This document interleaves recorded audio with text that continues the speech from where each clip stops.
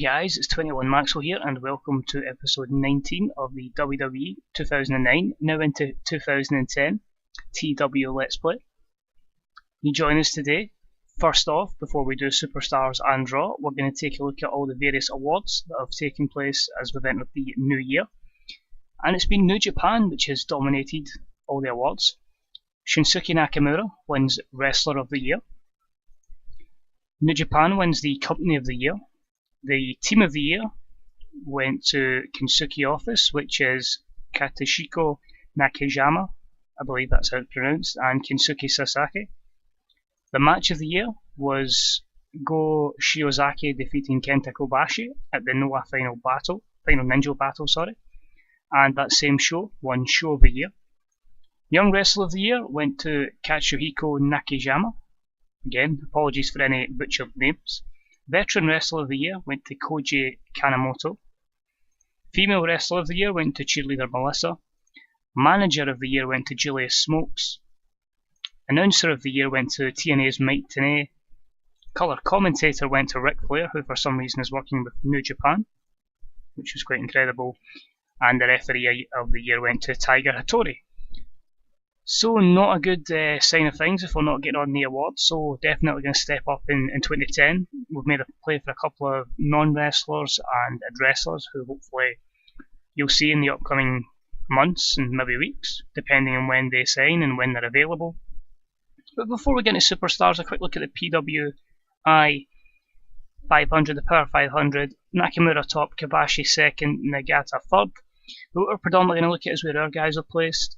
Our highest rating is Chris Jericho, is number 12, but it's mostly New Japan until Triple H at 24. We go down even more, there's Brother Ray, you can see from TNA at 27, we'll get Rey Mysterio and Big Show at 30 and 31, John Morrison at 35, we'll look down a little bit more, Cody Rhodes 47, Dolph Ziggler 48, really struggling for other guys that are with us, 62 Kofi Kingston, no John Cena as of yet. JTG gets 77. Shelton Benjamin 79. Christian gets 90. Virgil Devitt at 95. And that is literally it. After that it says nobody eligible. So that is literally everybody that's in the PWI at the moment. But that is crazy to think that John Cena is not in the top 100 wrestlers. So that is it for just that little small roundup to let you know how the awards went. We'll start up next with Raw coming up, and then we'll have the results for Superstars. So guys, it's now time for Monday Night Raw. We are booking it from the Verizon Centre in the Mid-Atlantic region, which is of course Washington DC. 4 pre-show segments today, and we have 10 segments during the show, which will hopefully give you an idea of where we're going now towards the Rumble. I've kind of had a wee think and have a rough idea who's getting pushed and which storylines are going to always go towards the Rumble, with a small view to how we're going to book WrestleMania. Quick look at my history, we'll just go over what happened on Superstars. Not much. We had John Morrison defeat Tyson Kidd.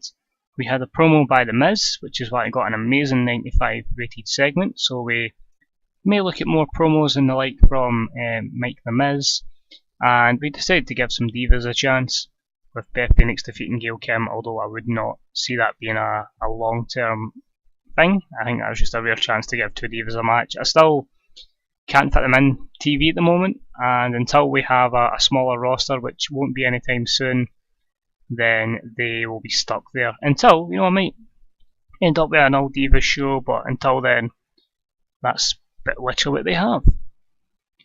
So, as I say, it is 10 segments. Hopefully it is a good show. Let's kick on with it and see for the first episode of Monday Night Raw, and now 2010. So it's 18,277 in the Verizon Centre. In a match that had some good action but not much in the way of heat. AJ Lee and Maurice defeat Gail Kim and Kelly Kelly in 6:31 when Maurice defeated Kelly Kelly with a heel kick. 63C. We got to push AJ. Give AJ as much momentum as possible, like she got in real life, just giving her a little bit earlier in this, and that's a good way to start it. Pairing her up with an over champion and getting the rub of that momentum, hopefully, and getting over 2 established stars in Gail Kim and Kelly Kelly. In a match that had some good action but not much in the way of heat, Cody Rhodes defeats Johnny Curtis in 9:26 for Crossroads. Because of his good bout against Chris Jericho, I thought let's give Johnny Curtis a try against Cody Rhodes. Not to be the same there, 56 C-, both guys don't click, although Johnny Curtis improves his rumble skills, so that's a positive there. Actually quite a few negatives, but I'm sure that'll improve over time. In a match that had some good action but not much in the way of heat, the Colognes defeated Brett DiBiase and Ted DiBiase in 7:55 when Primo defeated Brett by pinfall with a flying headbutt. That was a 68 C+. Good match to put the two brothers in both sides together. I felt it was an opportunity to pair up Brett and Ted. They won't be going together anytime soon, just because of Brett's overness, but if we can get that up over time, that could be a tag team in the future. And our final pre-show match, in a match that had some good action but not much in the way of heat, Evan Bourne defeated Wade Barrett in 6:42 with a fast roll-up, 60C.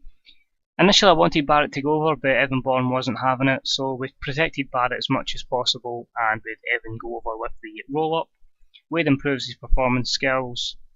Very few negatives there, so hopefully that could be one for the future. And of course that remains to be seen. Now on for the main show. So we start off with actual action, with Chris Jericho taking on Fergal Devitt. In a match that had some good action but not much in the way of heat, Chris Jericho defeated Fergal Devitt in 6:26 with a line salt. I get a 77B. Jericho looked good out there. Again, I've worked this way with booking before. You can get someone over losing, but losing to high profile guys in good matches. Coincidentally enough, it was Finn Balor, who obviously is Fergal Devitt in a more modern mod.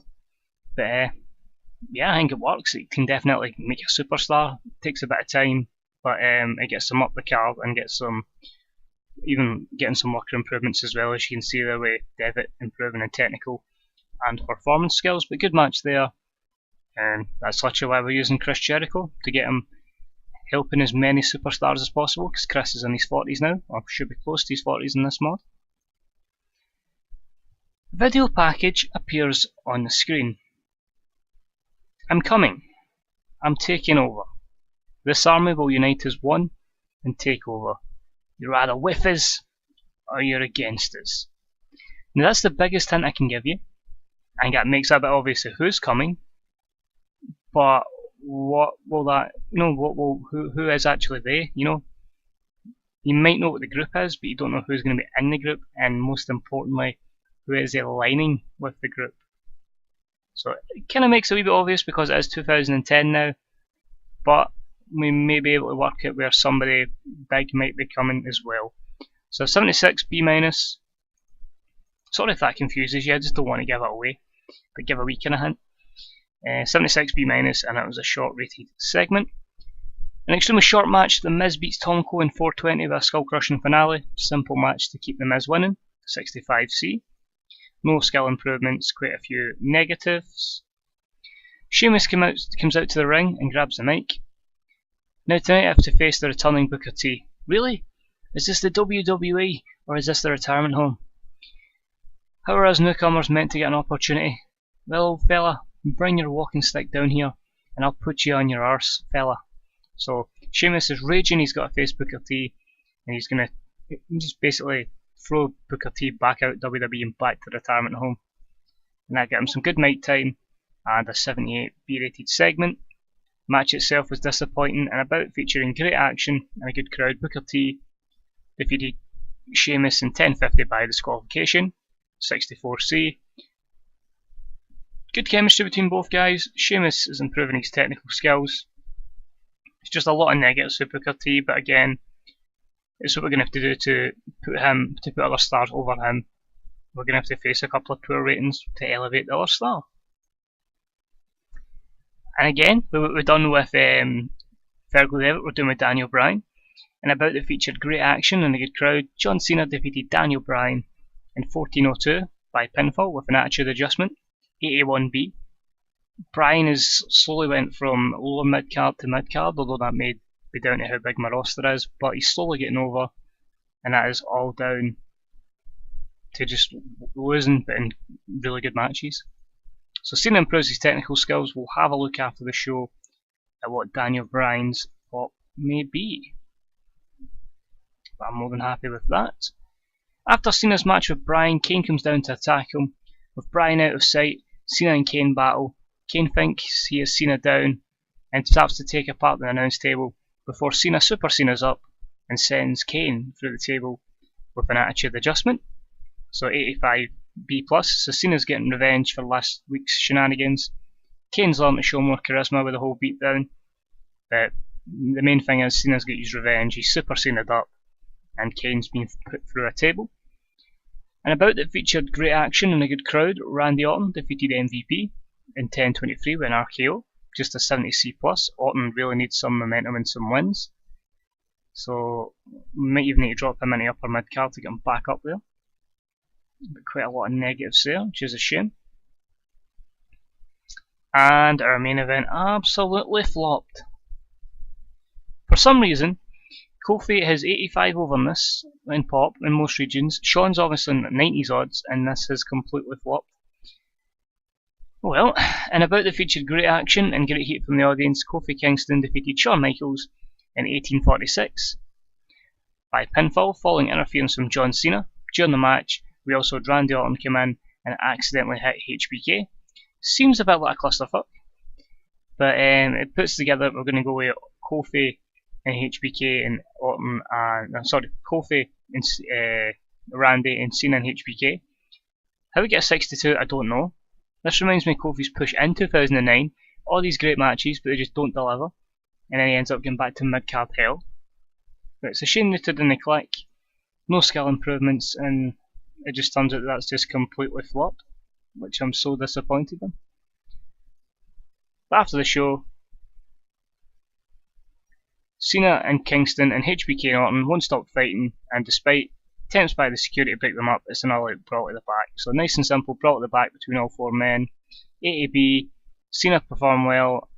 I get a feeling it's going to make it maybe a 70 rated show. The Milo's pop in some places, but disappointing. Oh god, it was a disaster. So the general feeling is WWE don't have enough interesting storylines going on. So a couple of storylines have been under the 70 rating, or 64 rating, which I'm assuming is Kofi and Orton. So that's disappointing. So the show lost its popularity in 36 regions. That happens.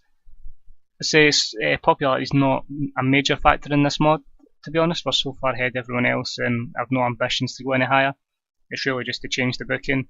But you know, we'll work on it. I'll probably need to look at some storylines going into SmackDown, and we'll hopefully get the company back in the right way. But say not a massive big deal there, and we'll hopefully we should recover from this, to be honest.